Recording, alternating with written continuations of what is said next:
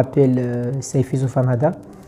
Donc, je viens des îles Comores, précisément. Donc, du coup, je travaille sur la question de Mayotte, une question qui me préoccupe depuis une belle lurette parce que j'ai commencé à travailler depuis Master 1. Donc, je fais mes études à l'Université des Comores. Donc, j'ai été accepté pour bénéficier d'une convention entre la Sorbonne et l'Université des Comores qui sélectionne tous les ans les majors de l'Université de Comores. Donc, du coup, j'étais parmi les heureux gagnants de cette sélection. Donc, j'étais sélectionné en 2012-2013 pour venir faire mon Master 1 Master 2 ici en France. Alhamdoulilah, je l'ai bien validé. Et du coup, après mon Master 2, je me suis inscrit en thèse. Donc, j'ai fait Master 1, Master 2 de lettres modernes et linguistiques. Mais je me suis converti au département de communication parce que je voulais faire une thèse doctorale sur toujours la question de Mayotte. Et je me suis rendu compte que faire une thèse doctorale sur la question de Mayotte d'un point de vue linguistique, donc c'est très compliqué, c'est-à-dire parce que c'est trop technique et aussi on n'aurait pas beaucoup de choses à dire. Donc je me suis orienté sur la faculté de l'information et communication parce que comme vous le savez très bien, c'est une discipline très naissante qui date des années 80, donc qui regroupe la science politique, la sociologie et tout ce qui est la science de l'information et de communication, mais ça regroupe beaucoup de disciplines qui m'ont permis justement de pouvoir aborder cette question de Mayotte. Donc ma thèse s'intitule La crise migratoire à Mayotte. Donc je suis en train de voir un petit peu comment s'organise le flux migratoire entre les îles des Comores qui sont indépendantes et la quatrième île de Mayotte qui est toujours occupée par l'ancienne puissance coloniale qui est donc la France. C'est en gros mon cheminement depuis mes études primaires jusqu'à l'université et présentement doctorat.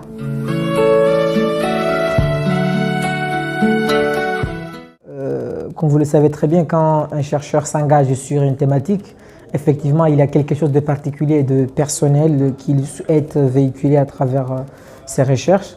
Donc du coup, au tout début de mes recherches en Master 1, Master 2, j'avais intitulé mes travaux Les naufrages au large de Mayotte. D'ailleurs, j'ai publié il y a un an, il y a 2 ans presque, un ouvrage qui s'intitule Naufrage au large de Mayotte aux éditions sur la Cante.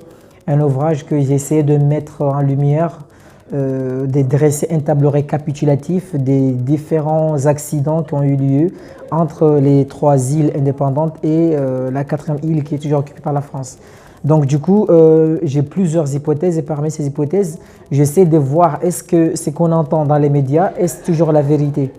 Donc à travers mes recherches, parce que comme c'est une recherche en sciences de l'information et communication, j'essaie d'interroger les médias français et les médias comoriens. Donc je me suis déplacé à plusieurs reprises à Mayotte à la rencontre de la presse mahoraise et la presse locale. Donc Mayotte Hebdo, Journal de Mayotte, Mayotte Première et Keuzi TV. Donc l'ensemble des principaux médias de Mayotte pour voir un petit peu comment ils abordent la question de Mayotte. Donc comme vous venez de le dire, effectivement, selon les réglementations des Nations Unies et de l'Union africaine, de la Ligue arabe et des pays alignés, donc Mayotte est toujours comorienne. Donc du coup, il est tout à fait normal de se poser des questions. Est-ce qu'on peut parler de crise migratoire? Parce que quand on parle de crise migratoire, c'est quand on parle d'un territoire à un autre territoire. Par exemple, quand on parle de l'Europe, et que l'Europe et puis les gens qui partent en Afrique peuvent venir en Europe, on parle de crise migratoire. Mais comme vous le savez très bien, donc moi je ne prends pas position. Effectivement, il y a un flux migratoire. Donc je prends le sens de flux migratoire au sens sémantique, au sens linguistique, pas au sens politique. Il faut que ça soit vraiment clair. Moi, je suis comorien, je suis fier de l'être. Donc je ne considère pas Mayotte comme un pays. Je ne considère pas les 3 autres îles, Anjouan, Moélie et Ngazidja comme un autre pays, mais les Comores sont formés de 4 îles, Mayotte, Anjouan, Moélie et Ngazidja. Et donc du coup, moi, j'aborde cette question d'un point de vue pas politique, mais d'un point de vue linguistique et d'un point de vue médiatique. Donc du coup, je considère que puisqu'il y a beaucoup de populations, il y a beaucoup de déplacements des personnes de 3 îles indépendantes vers Mayotte, donc je considère comme c'est un flux migratoire. mais il ne faut pas comprendre le sens de flux migratoire ou bien crise migratoire des points de vue politiques. Parce que si vous le prenez des points de vue politiques, là, on peut avoir un débat sur ce point, mais moi, personnellement, je considère le flux, la crise, comme quoi il y a beaucoup, tout le monde le sait, hein, le Mayotte est le territoire où il y a une forte augmentation du taux de natalité, parce qu'effectivement, les autres îles, les femmes d'Anjan, les femmes d'Nzouani, de Mouali et de Ngazidja vont à Mayotte pour accoucher. Donc ça, je pense que si vous voulez, on l'aborder plus tard. Mais parmi ces raisons, ils se déplacent justement pour aller avoir une meilleure vie. Et le fait qu'il y a beaucoup de femmes au niveau de Nzouani, de Ngazidja et de Mouali qui se déplacent massivement vers Mayotte, on ne peut que parler effectivement de crise migratoire, parce qu'effectivement, l'île de Mayotte, il faut aller constater des visites sur place. L'île de Mayotte est très saturée. Il y a beaucoup de Comoriens et des Malgaches, et notamment des pays qui viennent de Congo, des hommes, des personnes qui viennent de Congo et de Somalie, mais majoritairement, 95% des gens qui sont à Mayotte, effectivement, viennent de îles Comores qui sont indépendantes, qui viennent à Mayotte, parce qu'ils considèrent que Mayotte, c'est un pays, c'est un territoire comorien, mais cela nous empêche de parler des flux migratoires.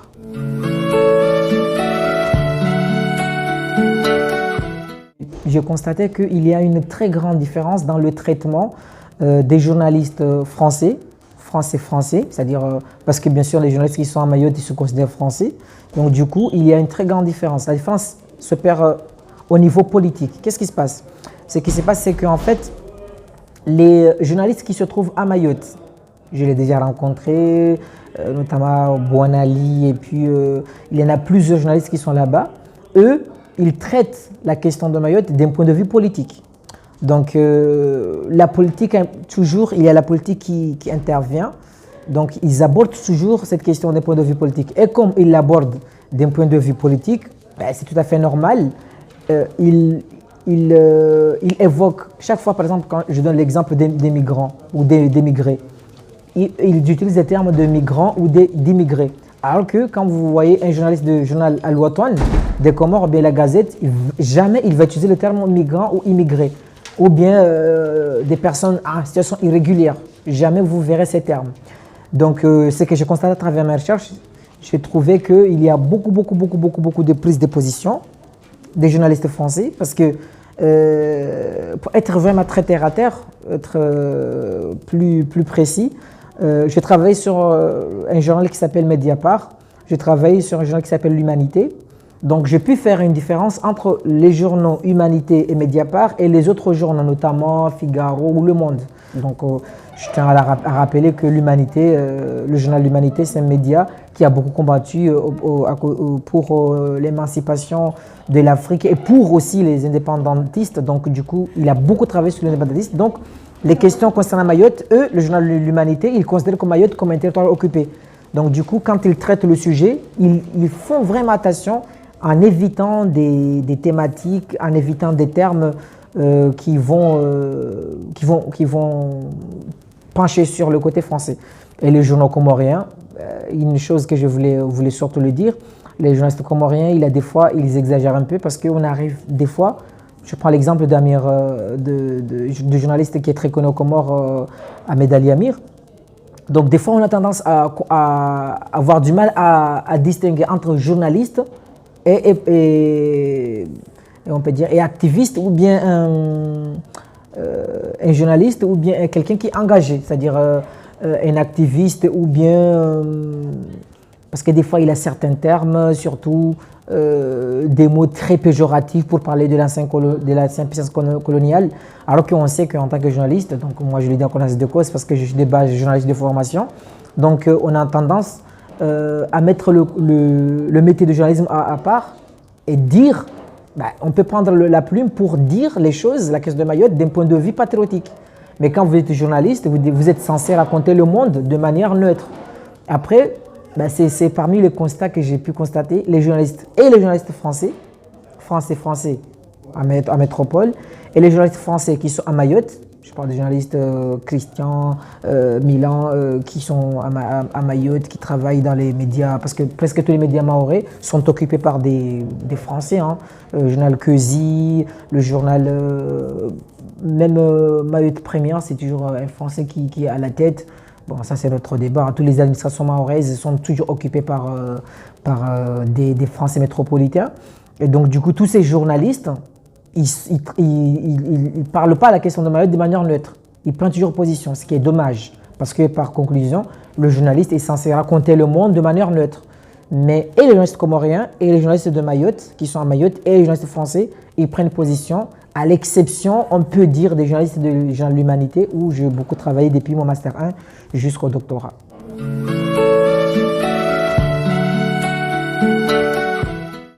Oui, effectivement, ça polarise beaucoup de tensions, parce qu'il faut le rappeler que dans ma thèse, il y a une partie qui s'intitule le droit français et droit international. Donc quand un journaliste écrit, il se pose des questions. Est-ce que je vais me pencher sur le droit français ou bien le droit international? Après, j'ai eu beaucoup de soucis, moi personnellement, au niveau de ma directrice de recherche, parce que, comme vous le savez très bien, bon, ma thèse, je le prépare à la Sorbonne, donc du coup, c'est une université française. Donc des questions problématiques se posent toujours. Est-ce que je l'aborde d'un point de vue du droit français? Parce que dans tous les cas, ça revient toujours à question de droit. Parce que quand on parle de Mayotte, est-ce que je vais dire Mayotte, île française de Mayotte? Est-ce que je vais dire île comorienne de Mayotte? Effectivement, quand je dis île comorienne de Mayotte, même si je dis je me réfère au droit international, mais plusieurs chercheurs vont me dire, ben, attendez, pourquoi vous dites île comorienne de Mayotte? Là, vous prenez position pour les Comores. Parce qu'effectivement, le gouvernement comorien ou l'État comorien considère, d'ailleurs, si vous regardez même dans la constitution comorienne qui a été revue plusieurs fois, mais il marque toujours Mayotte, quatrième île. Donc du coup, si vous voulez aborder, surtout d'un point de vue, même dans la recherche, vous êtes obligé de vous pencher sur l'un des deux, le droit. Donc du coup, moi j'ai dit par exemple à toutes les personnes qui abordent cette question de Mayotte, il y a le droit français et le droit comorien. Donc on sait bien que le droit international, il doit primer sur le droit français et le droit comorien. Donc du coup, si on dit Mayotte, la question de l'île comorienne de Mayotte, je ne pense pas qu'en tant que chercheur, on prend position. Parce que c'est ce qu'avance effectivement le droit international. Les Nations Unies, les organisations internationales considèrent Mayotte comme comorienne. Donc du coup, même si l'État comorien, il marque comme quoi Mayotte est la quatrième île, je pense que le sujet est définitivement clos, ou bien le sujet est définitivement résolu lorsqu'on entend, ou bien on voit dans les instances internationaux, dans les résolutions internationales, c'est marqué effectivement Mayotte comorienne. Donc du coup, je ne pense pas que si on dit Mayotte comorienne, après, le reste, si on prend vraiment position jusqu'à même proférer des menaces ou bien préférer des mots surtout péjoratifs, là je m'adresse principalement aux journalistes comoriens parce qu'il y a certains journalistes de médias Al-Watan ou bien la Gazette, on n'est pas interdit de parler de Mayotte. Mais si on parle de Mayotte, en prenant position avec des termes péjoratifs, avec des mots qui sont blessants, bah, je ne pense pas que c'est du journalisme. On peut raconter la question de Mayotte d'un point de vue du droit international, tout en donnant raison aux Comoriens, sans pour autant insulter la France ou bien sans pour autant insulter ceux qui ne pensent pas comme les Comoriens. Donc voilà, c'est ça ma conception dans ce complexe de traitement médiatique de la question de Mayotte.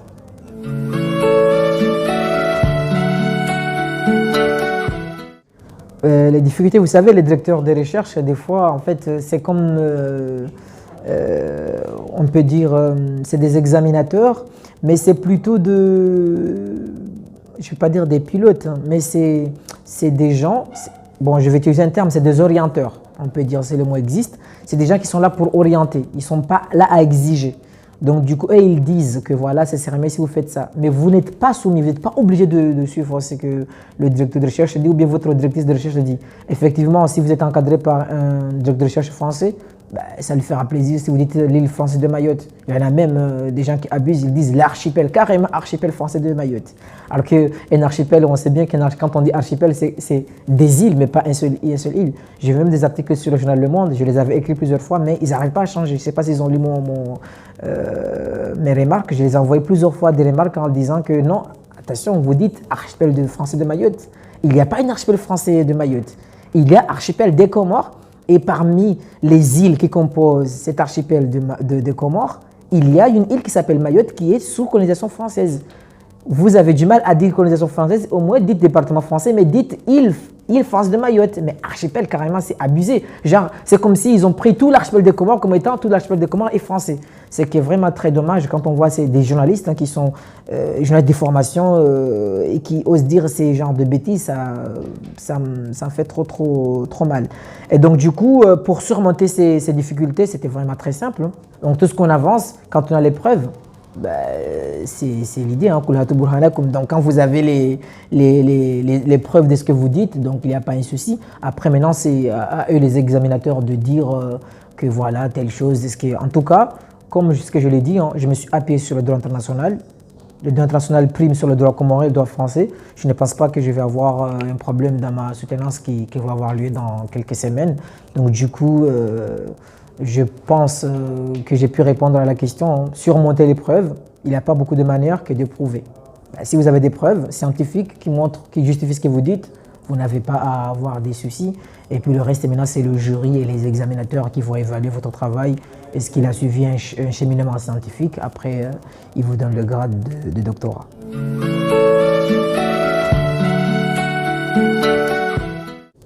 Oui, mon projet, comme je l'ai dit au tout début, donc je suis journaliste de formation et je travaille à Africa 24.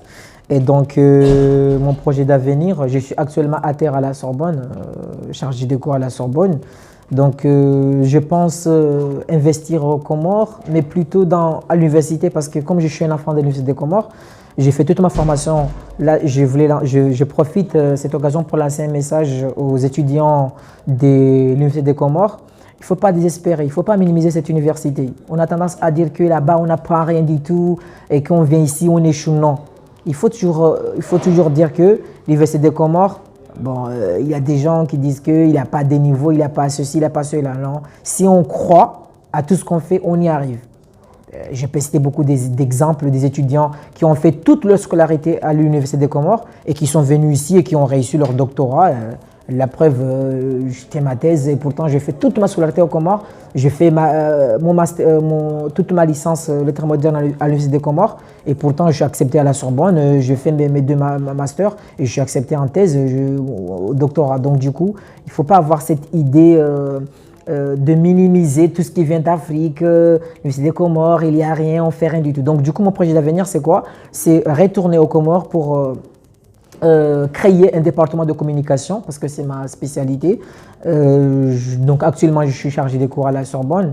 Je pense après la fin de mes recherches, de mes 2 ans ou 3 ans en tant que chargé des cours à la Sorbonne, retourner à l'Université des Comores pour aider surtout à créer un département de communication parce que maintenant l'université s'est vraiment développée, il y a un département de journalisme, il y a beaucoup de départements, mais ce qui manque effectivement, il n'y a pas un département ou bien une faculté d'information et communication, alors qu'on constate que dans le monde où nous vivons maintenant, tout ce qui est technique ou bien technologie de l'information et communication, sciences de l'information et communication, ça commence vraiment à prendre beaucoup de place dans le monde et ça fait vraiment défaut aux Comores qu'un pays comme les Comores qui, on a toujours entendu avec le slogan de Longfort de Moroni qui est au pouvoir depuis 2016, qui dit qu'il parle de l'émergence.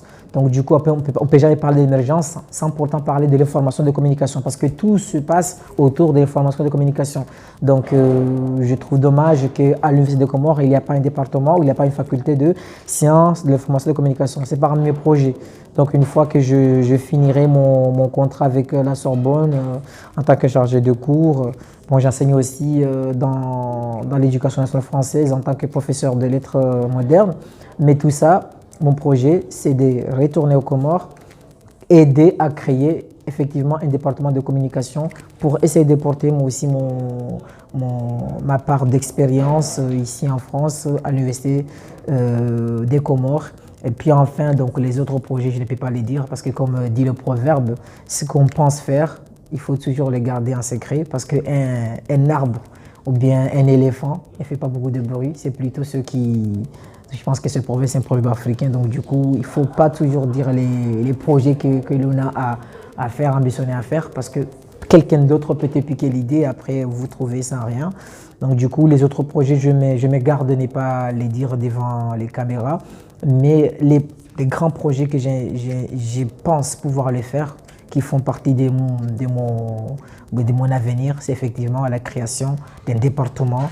Et ça me tient vraiment à cœur. J'ai des liens ici avec des professeurs de communication, mes directeurs de recherche. Je pense travailler avec eux, en commun accord avec eux, en lien avec eux pour pouvoir aller jusqu'au bout de mon projet d'avenir, qui est donc la création d'une faculté de sciences de l'information et communication aux Comores, ou bien d'un département de communication à l'Université des Comores.